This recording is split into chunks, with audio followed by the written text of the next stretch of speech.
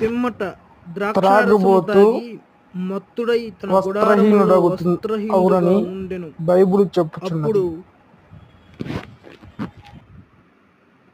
కనానుకు తండ్రి అయిన హాము తన తండ్రి వస్త్రహీనుడై ఉండుట చూచి బయటనున్న తన ఇద్దరి సహోదరులకు ఆ సంగతి తెలిపెను. అప్పుడు షేము యాపేతు వస్త్రమొకటి తీసుకొని తమ ఇద్దరి భుజముల మీద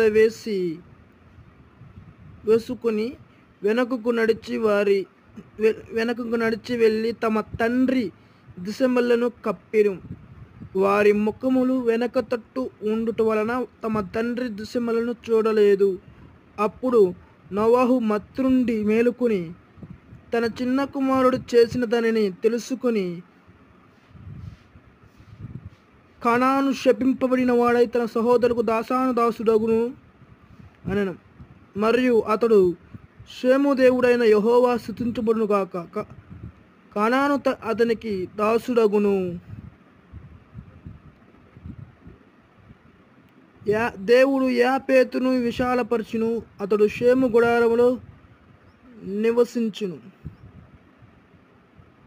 అతనికి కనాను దాసుడగును. ఆదికాండం 9, 20, 21, 22, 23, 24, 25, 26, 27.